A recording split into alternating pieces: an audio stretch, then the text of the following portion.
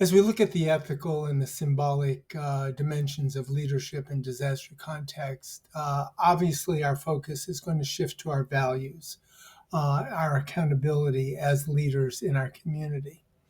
Disaster leadership is not just about making technical decisions. It's not just about logistics and about action. It's about ethics. It's about leadership.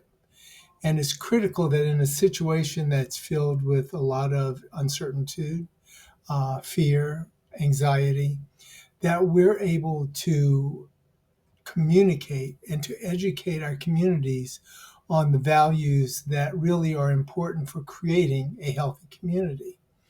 When a mayor walks through a community that's been flooded, or when a health official speaks to a community following a pandemic, they're not just delivering information, they're performing leadership. And that's what we're called to do.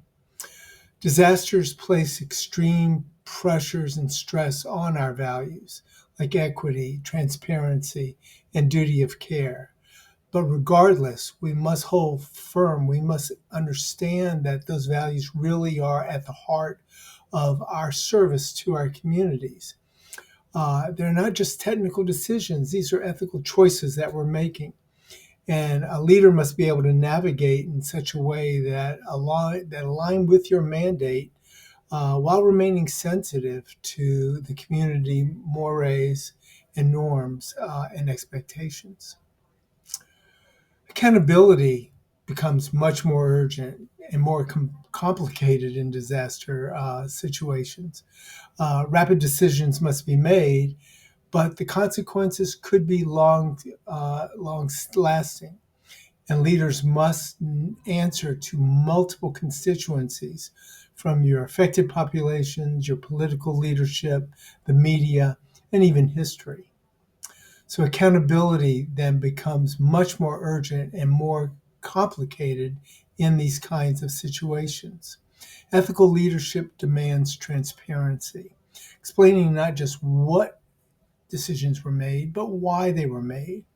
And it requires owning mistakes without scapegoating, even when blame is politically expedient. It's pretty challenging in today's politicized environment.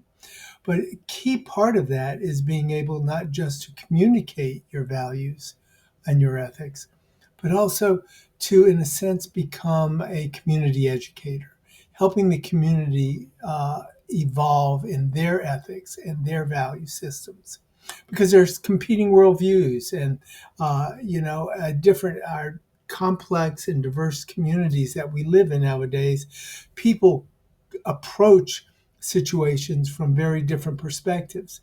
And you have to be sensitive to that fact that not everyone sees it in exactly the same light. You need to be a hearing leader. You must be able to understand what people are saying and then to help come to some kind of consensus. Because failure to acknowledge the diverse perspectives can really fracture trust. And without that trust, it's going to be very difficult to be a successful emergency managers. So ultimately, ethical leadership is really about moral courage, the ability to act with integrity under pressure to uphold not just your own personal dignity, but the dignity of your community and everyone that you confront, and to lead not just with power, but with purpose and with ethics.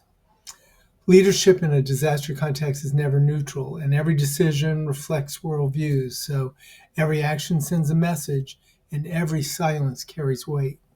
So as we train and evaluate as leaders for crisis context, remember this. It's not just about coordination or command. It's about the values and the ethics and the symbols that you represent. In a time of crisis, a time of social disruption and upheaval, everyone hungers for some decisive action, authoritative measures.